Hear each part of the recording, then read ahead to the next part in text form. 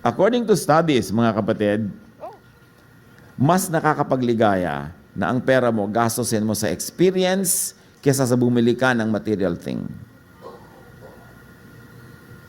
Buy less things, buy more experiences. May cellphone ka naman na luma, bibili ka ba ng bago o mamasyal kayo ng mga anak mo sa mga bundok ng Makiling? Hipuin niyo ang mga puno at mga bato. Huwag lang yung mga ahas. Diba? Magtampiso kayo sa mga batis-batis. Halaga na isang malaking cellphone na kapag weekend kayo sa tabi ng dagat na hindi naman kamahalan, yung experience natin, o sa susunod na buwan, experience naman natin, di ba? Kung ano man yun. Pupunta tayo sa probinsya na may bukid na napakalawak, walang masyadong maraming puno, kasi full moon, hihiga tayo sa banig habang kumukuya-kuya-kuy tayo at kumakain ng kung ano man, at manonood tayo ng buwan. Mula sumikat hanggang lumubog. Naranasan niyo na ba yon? Oh. Ang mga bata lalo, lalaki sila. Alam niyo ba dapat binibigay niyo sa bata habang bata? Memories. Yung mga maaalala nila hanggang tumanda silang di nila malilimot.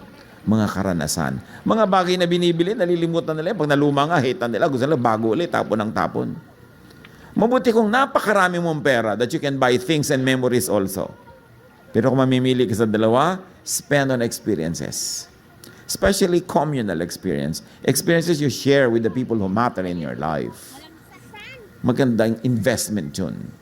Hindi mga things. Kasi yung mga things, nag-aano yan eh, nagde-depreciate agad.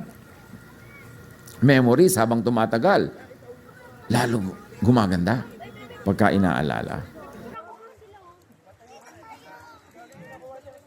According to studies, mga kapatid, mas nakakapagligaya na ang pera mo gastusin mo sa experience kesa sa bumili ka ng material thing.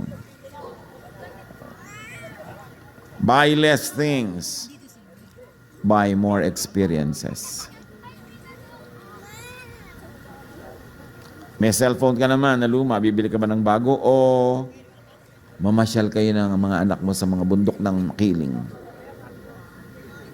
Hipuin niyo ang mga puno at mga bato. Huwag lang yung mga ahas. Diba? Magtampiso kayo sa mga batis-batis.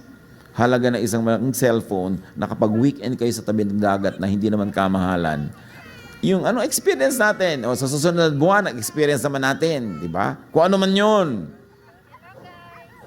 Pupunta tayo sa probinsya na may bukid na napakalawak, walang masyadong maraming puno, kasi full moon, hihiga tayo sa banig habang kumukuya-kuya-kuy tayo at kumakain ng kung ano man, at manonood tayo ng buwan. Mula sumikat hanggang lumubog. Naranasan niyo na ba yon? Oh. Ang mga bata lalo, lalaki sila. Alam niyo ba dapat binibigay niyo sa bata habang bata? Memories. Yung mga maaalala nila hanggang tumanda silang di nila malilimot. Mga karanasan. Mga bagay na binibili, nalilimutan nila. Pag naluma nga, hitan nila. Gusto nila bago ulit, tapon ng tapon. Mabuti kung napakarami mong pera that you can buy things and memories also.